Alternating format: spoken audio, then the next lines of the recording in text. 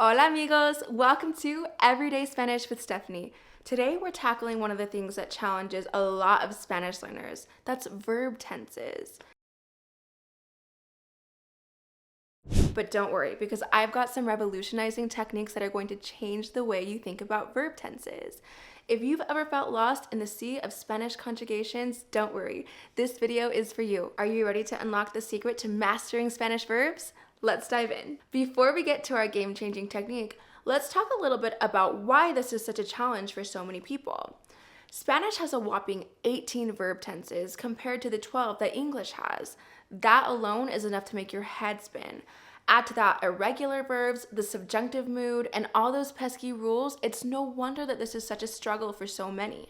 Some of the most common issues that I see include mixing up the preterite and imperfect past tense, overusing the present tense when other tenses are needed, and avoiding the subjunctive tense out of fear or just confusion overall. If any of this sounds familiar, don't worry. The technique I'm about to share will help simplify all of it. Now here's the mind-blowing technique I promised. It's called the time traveling technique. Instead of trying to memorize all 18 verb tenses, we're going to approach it as if we're time travelers moving through different points in time.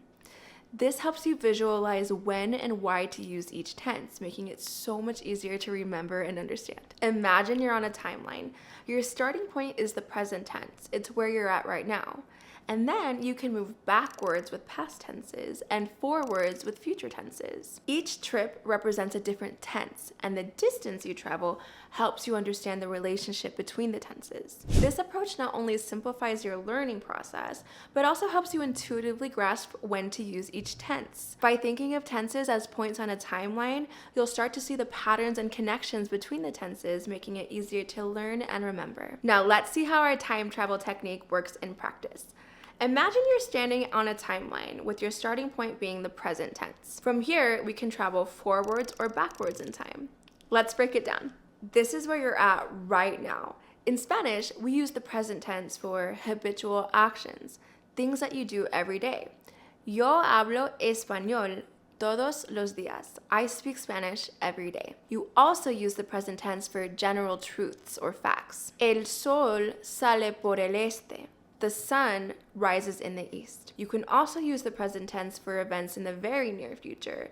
Por ejemplo, mañana voy al mercado.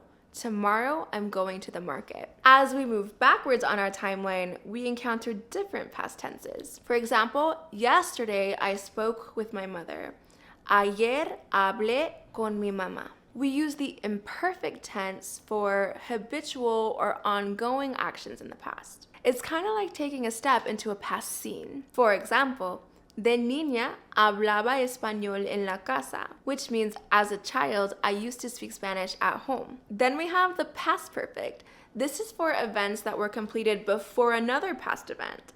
It's like taking a jump way back in time. For example, cuando llegué, ya habían hablado del tema. When I arrived, they had already spoken of the topic. Okay, so now moving forward on our timeline, we find these tenses. The simple future is used for just actions that will happen. It's like taking a step forward on your timeline. For example, el próximo año hablaré mejor el español. Next year, I will speak Spanish better. Then we have the conditional tense used for hypothetical situations. This is almost like taking a step into a parallel timeline. For example, si pudiera, yo hablaría español todo el día. If I could, I would speak Spanish every day. See how these techniques can help you visualize when to use each of these tenses? It's all about where you're at on the timeline. Let's put this into practice. I'll give you a sentence in English, and I want you just to think about where it would fall on the timeline. Then we'll conjugate it together in Spanish. I eat breakfast every day. Where does this sentence fall on the timeline? Did you say present tense? That's right, it is the present tense. In Spanish, we would say desayuno todos los días. Okay, here's another example sentence. Last week, I traveled to Mexico. Where are we on the timeline? We're stepping back in the timeline, so let's use the preterite tense. La semana pasada viajé a México. Here's another example. By next month, I will have completed my Spanish course. Para el próximo mes, yo habré terminado mi curso de español. Great job! Keep practicing with different sentences and verbs. Now, if you want to supercharge your Spanish learning journey and really master these tenses, I've got a fantastic tool for you.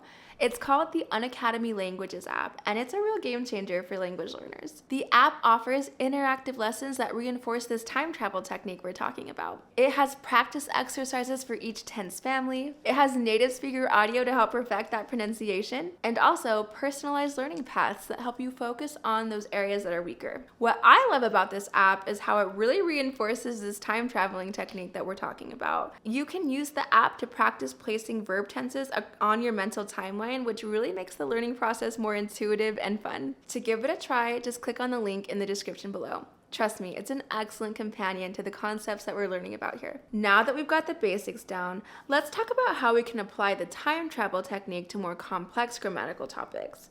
Let's explore how it applies to the subjunctive mood and to irregular verbs. I want you to start thinking about the subjunctive tense as a parallel universe. It's used for things that are uncertain or not real. With our time travel technique, it's kind of like stepping into a bubble of possibility. For example, espero que hables español. Here, we are in the present tense, but we've stepped into a bubble of hope. Ojalá viajara más. I wish I traveled more. Here, we're stepping into a bubble of wishing. Now, irregular verbs might seem like they're kind of throwing a wrench into our time travel plans, but don't worry. Think of them as different vehicles that we can take on our time travel journey. For example, the verb ir, which means to go. In the present, we would say voy al parque, I go to the park. In the past, fui al parque, I went to the park. And in the future, iré al parque. See how that verb changes completely? But it's kind of like using different vehicles. First we use a car, then a boat, then a plane.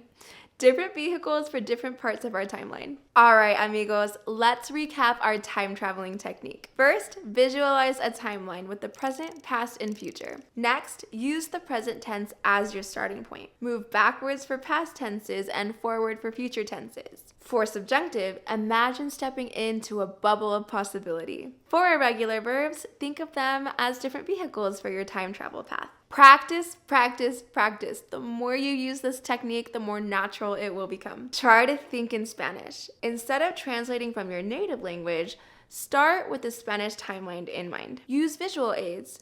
Draw your own timeline and mark different tenses. Listen to native speakers. When you're listening, try to identify where they're at in the timeline. And there you have it, amigos, the time traveling technique to help you master Spanish tenses. Remember, learning a language is a journey, and you're already on your way to becoming a Spanish time traveler. Before we go, don't forget to download the Unacademy Languages app. It's a perfect way to complement what we just learned today. With interactive lessons, native speaker audio, and a personalized learning path, it's kind of like having a Spanish tutor in your pocket. Click the link in the description to start your free trial. If you found this video helpful, don't forget to like, subscribe, and hit that little notification bell so you never miss a lesson. And remember, as we say in Spanish, la práctica hace el maestro. Practice makes perfect. Keep practicing, keep time traveling, and soon you'll be conjugating Spanish tenses like a pro. Hasta la próxima, amigos!